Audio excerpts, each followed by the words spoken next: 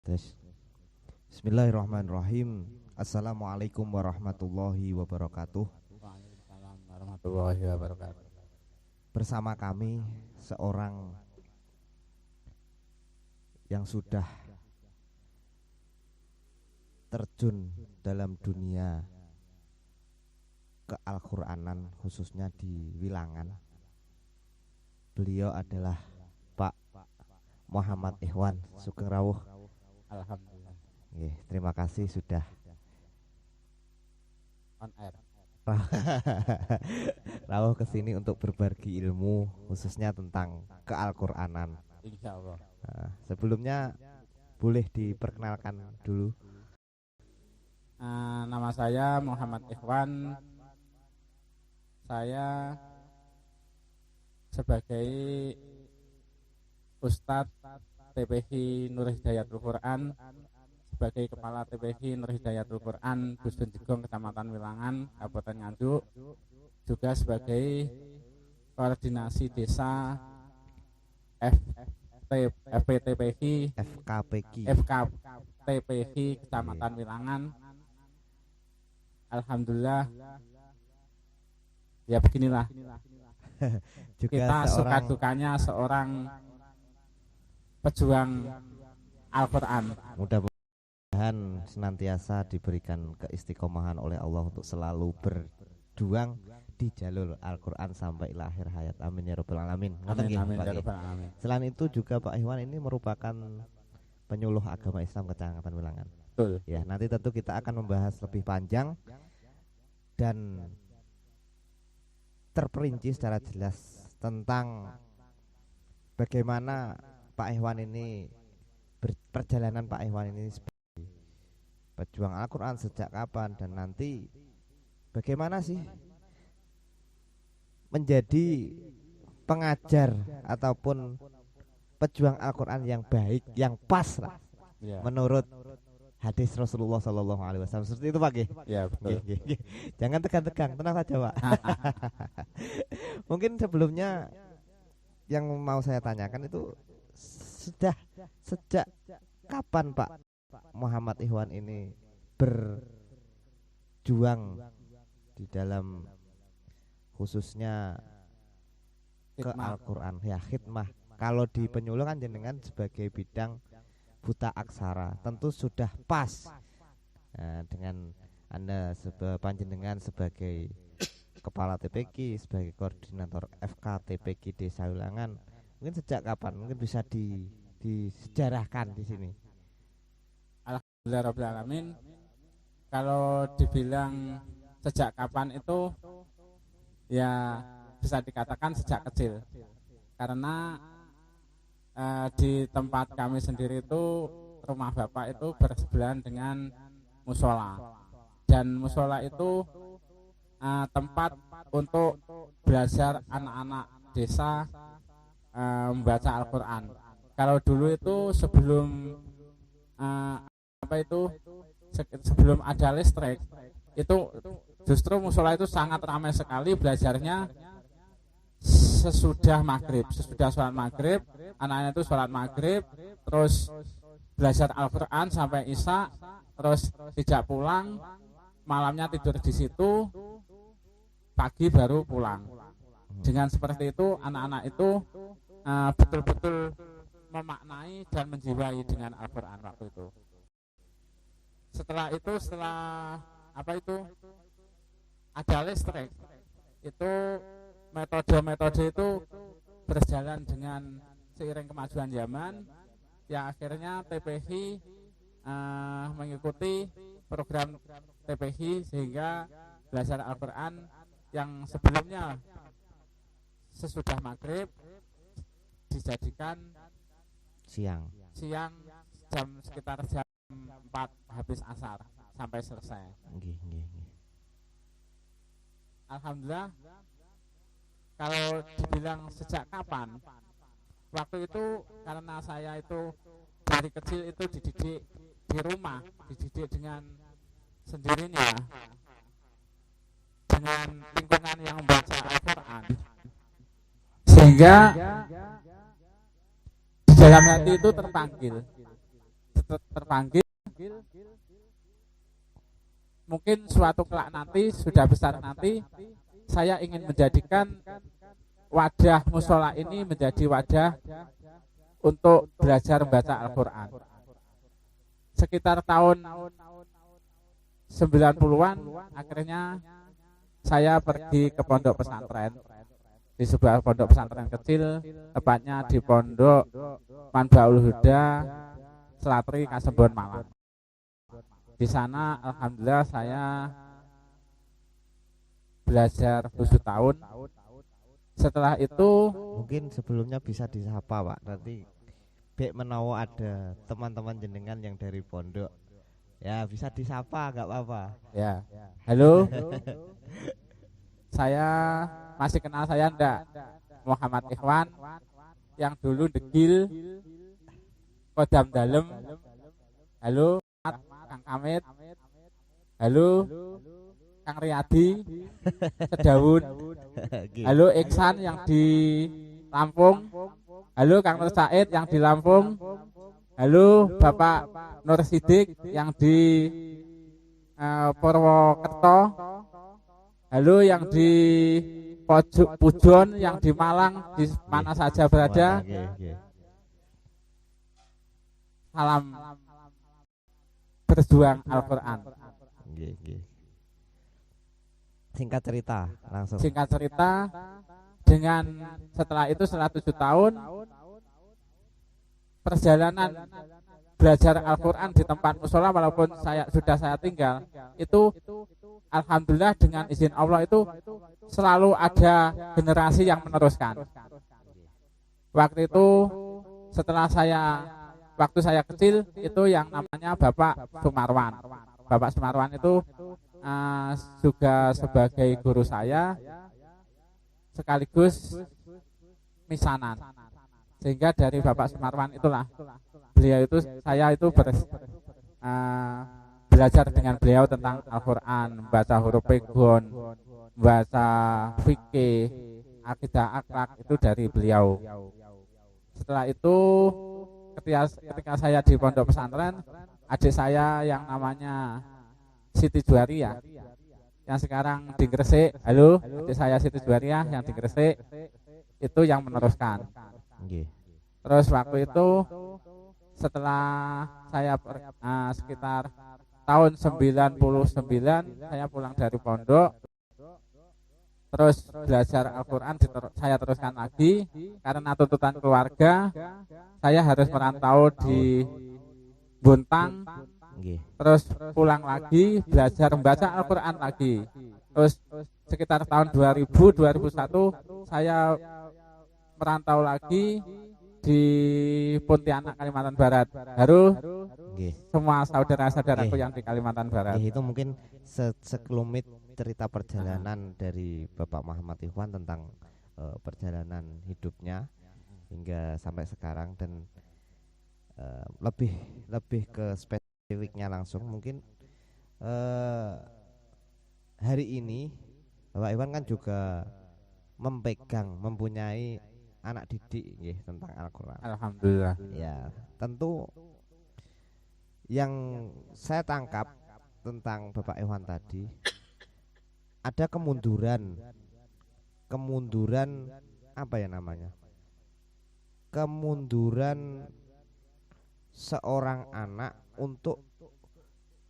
terutama untuk belajar ya Pak ya. Ketika dulu belum ada listrik itu yang sing sobo langgar wakeh. Ya betul. Tapi ketika saiki dengan fasilitas yang luar biasa, serba ada lah, fasilitas ya, serba betul, ada. Betul. Karek piye iso, tapi kemampuan atau kemauan untuk lebih fokus itu malah turun. Iya betul. Nah, mungkin ada metode-metode apa yang membuat bisa membuat nanti anak-anak itu bisa, dan ini TPQ Pak Ikhwan hari ini luar biasa loh. Alhamdulillah. Oke, mungkin ada metode-metode apa yang digunakan oleh Pak Ikhwan untuk belajar Al-Quran. Itu gini, Sebetulnya itu apa itu berangkat dari hati. Jadi seorang guru itu harus dari hati. Seorang ustadz, seorang pengajar Al-Qur'an itu harus dari hati. Kalau orang tua saya dulu itu pernah mengajarkan seperti ini. Guru ngaji itu tanpa berkat, tanpa binat, tanpa sangu, tanpa gaji. Ngono wae terkadang isih dirasani. Itu. Jadi seorang guru ngaji itu harus ikhlas karena tanpa binat. Ketika maaf ada sekelompok-kelompok tertentu, orang aktivitas tertentu, ketika diundang ada amplopnya, tentu ada isinya. Tapi untuk guru ngaji kita itu harus sampai dari hati. Kalau guru ngaji jam 4 kita harus istiqomah. Jam 4 sampai selesai. Itu pun harus tiap hari. Libur pun hari Jumat. Itu harus istiqomah. Ketika orang lain diundang tahlilan, diundang apa yang ada berkatnya, yang ada amplopnya, seorang guru ngaji tentu kalau dari hati pasti memberatkan anak didiknya. Insya Allah seperti itu. Kalau dari hati, insya Allah anak-anak pun juga menerima ilmu dari hati. Karena ilmu itu nurun. Ketika kita bicara, kita menelurkan ilmu-ilmu kita dengan ikhlas, nur itulah akan bercahaya dan akan meresap dalam otak anak-anak kita. Artinya lebih ke penjiwaan, Pak ya. Iya. Jiwanya dulu ditata agar lebih bisa istiqomah. Karena tadi yang jenengan bilang tanpa binat, tanpa berkat, tanpa gaji sih dirasani. Ya betul. Betul itu. Seorang guru ngaji kalau tidak mau dirasani nggak usah perlu jadi guru ngaji. Seorang guru ngaji kalau nggak mau dicela orang lain sudah mundur aja, nggak perlu jadi guru ngaji. Karena jadi guru ngaji itu tantangannya sangat besar sekali. Mungkin dilecehkan orang, mungkin disepelekan orang, mungkin diinjak orang, banyak sekali. Apalagi waktu suasana politik yang memanas itu, seorang guru ngaji itu terkadang diombang-ambingkan, dimanfaatkan. Dikira trene. Iya betul itu. Terlepas dari itu semua, yang penting tetap tadi yang istiqomah menata hati demi keseimbangan. Kalau kita mengikuti partai sini, maaf, itu nanti santrinya juga akan tergoyahkan. Terima kasih. Itu merupakan gambaran yang dialami oleh Pak Ikhwan. Artinya landasan penjiwaan dan keistiqomahan itu yang menjadi track terdepan agar apa? Visi dari ini juga termasuk visi dari undang-undang ya, mencerdaskan kehidupan bangsa. Iya betul. Artinya memang di sini penekanan di sini ya guru ngaji itu diawali dari dirinya sendiri. Nggak bisa pomo asarane guru ngaji pengen dadi iki, pengen tok iki, kan nggak bisa. Lain karo dengan guru-guru yang lain misalkan seperti itu. Gitu, Pak. Iya betul. Yang lebih tegasnya gini, yang kalimat yang pas itu gini, saya baru ingat, guru ngaji kuwi tanpa binat, tanpa berkat, tanpa gaji, tanpa bati, ngono wae sik dirasani. Itu untuk sebagai pelecut semangat. Terus yang kedua itu memang anak-anak kita itu setelah, kalau dulu itu anak-anak itu diberi ajaran Al-Qur'an. Kalau dulu kan Al-Baghdadi seperti aiu babibu tatitu anakum ainakum inakum aunakum unakum, itu sangat meresap sekali di otak. Jadi betul-betul menjiwai sehingga ilmu itu betul-betul meresap.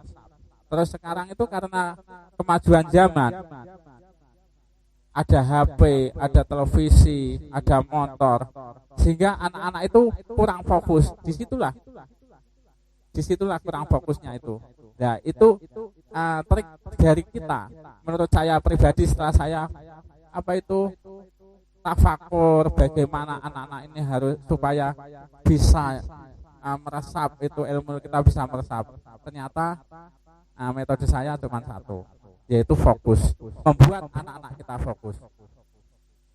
Dan kita memfokuskan anak-anak itu kita perlu metode-metode yang diberikan, yang diajarkan oleh guru-guru kita seperti metode An-Nahdiyah, metode Al-Umi, metode Qiraati. Beliau-beliau itulah sudah merumuskan metode. Sehingga kalau kita mengikuti metode-metode seperti itu dan menerapkan secara betul, insya Allah ilmu-ilmu kita betul-betul meresap ke anak-anak didik kita. Terus untuk sekarang kan gini Pak, kita dihadapkan berbagai macam metode gitu. Terkadang Betul. itu kita bingung. Ya betul. Ketika sudah melajari metode ini, kita terlepas dari mengkritisi tentang metode itu. Ya betul. Enggak itu Pak ya, bukan itu. Ya, Masalahnya betul. gini. Kadang lagi belajar metode ini terus ada metode baru. Nah, mungkin Betul. dari Pak Iwan ada gambaran tersendiri agar seharusnya guru yang baik itu artinya gimana ya? Ya mampu menerapkan metode yang di potensi yang dimiliki, tetapi tidak melanggar ataupun tidak lepas dari track yang sudah digariskan oleh pembelajaran, terutama di FKTP itu bagaimana? Ya betul. Karena banyak sekali metode-metode yang diajarkan seperti An-Nahdiyah, Al-Baghdadi, Qiraati, Al-Umi, Yang terbaru, terus yang terbaru Qiraati ya. bukan Qiraati juga. Yang terbaru program FKPK Ini termasuk Qiraati, Iya. termasuk Qiraati. Itu dengan nada nahwa. Iya. Sebetulnya itu semua itu sangat baik sekali kalau kita kalau seorang ustadzah itu betul-betul menjiwai dan betul-betul mengikuti supaya untuk memperkaya ilmu kita kepada anak-anak didik kita. Tapi jangan lupa kita tetap fokus memfokuskan anak-anak kita harus bagaimana ya, supaya kita pandangan kita itu luas. Oh, anak-anak ini seharusnya seumpama kita punya anak, oh ini piringnya seperti ini, lauknya seperti ini, nasinya segini, ya seperti itu. Jadi kita itu supaya anak-anak kita fokus. Yang intinya bagaimana kita mengemas ilmu-ilmu yang diajarkan guru-guru kita supaya anak-anak kita fokus. Kalau diajarkan apapun, kalau anak kita tidak fokus juga tidak masuk.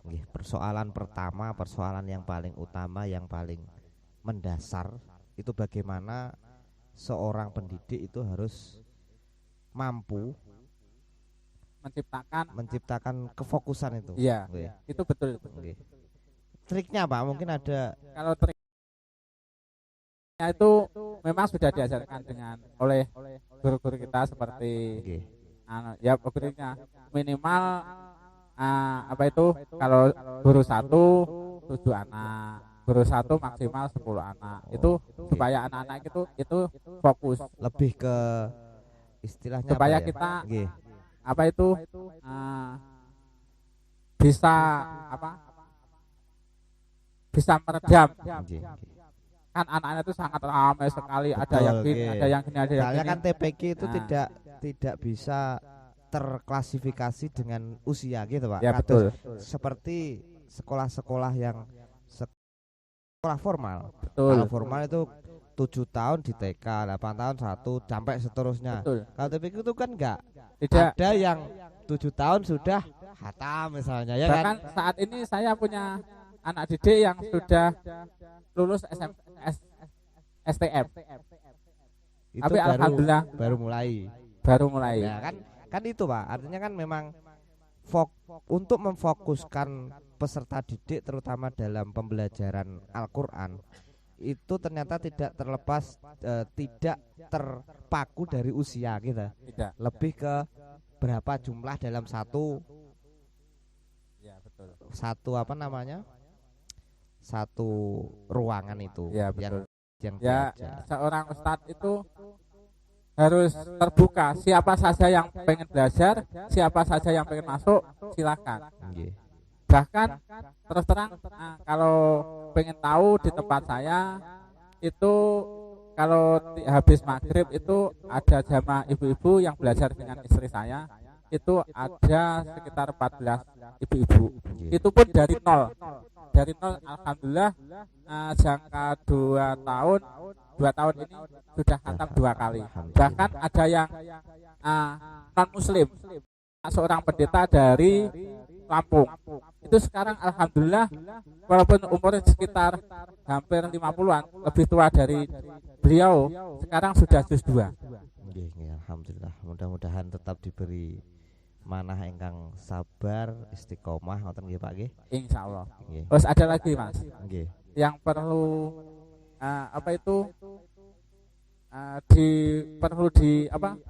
dimengerti, dipahami oleh seorang ustadz. Seorang guru ngaji itu sebetulnya happy aja.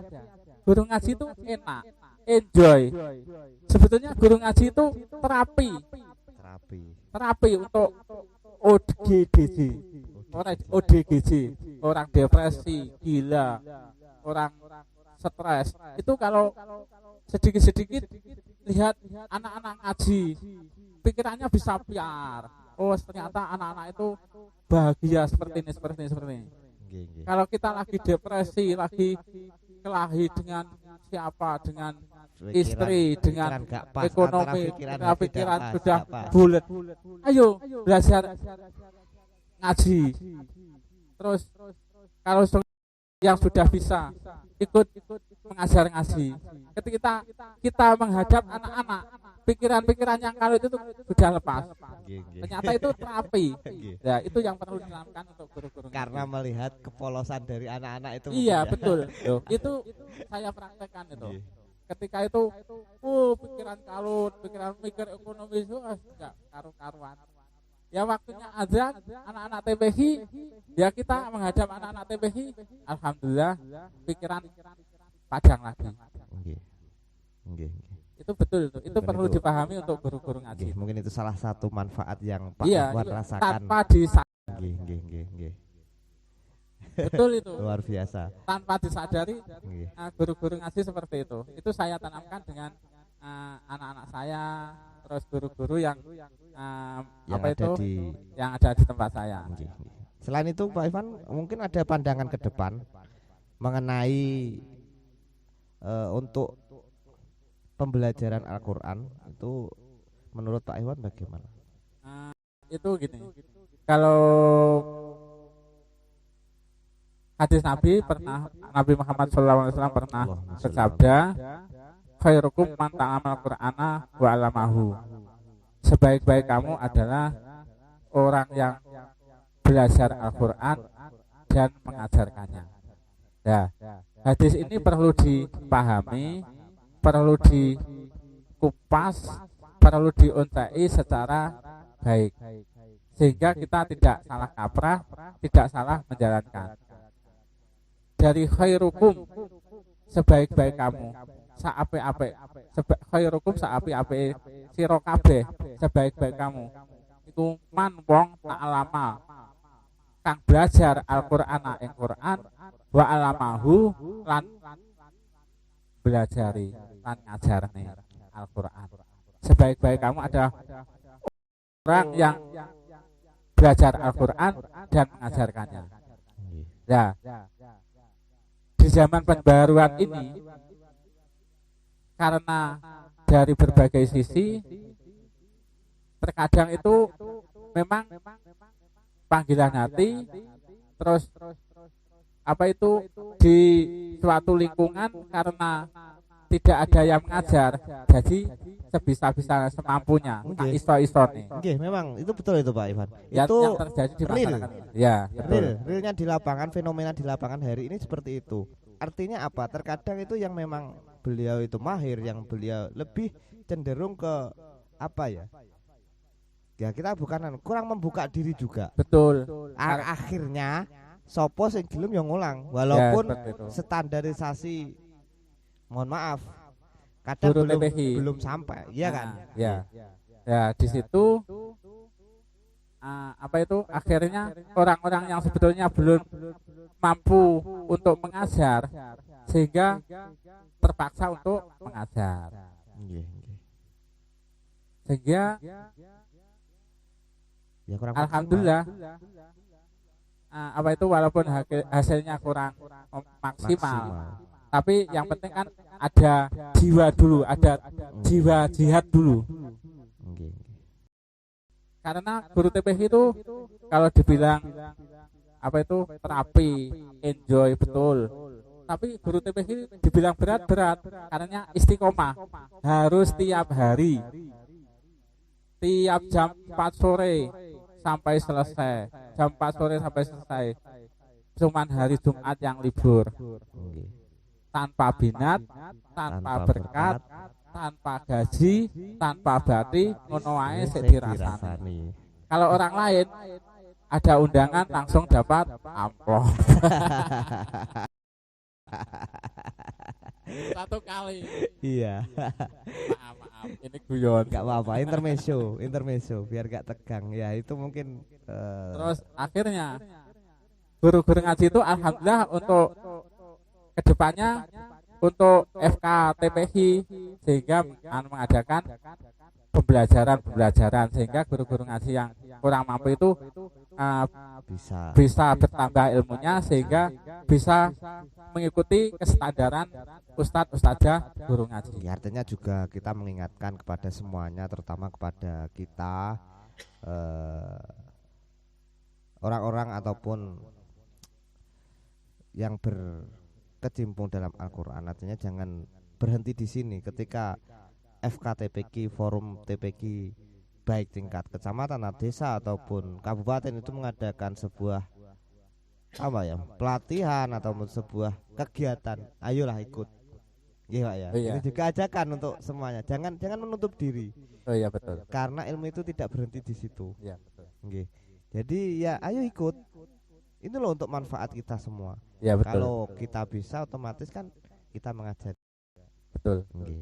Seperti itu. Terus sehingga dari konteks khairukum man ta'alamal Qur'ana wa 'allamahu itu terkadang terbalik. Nggih.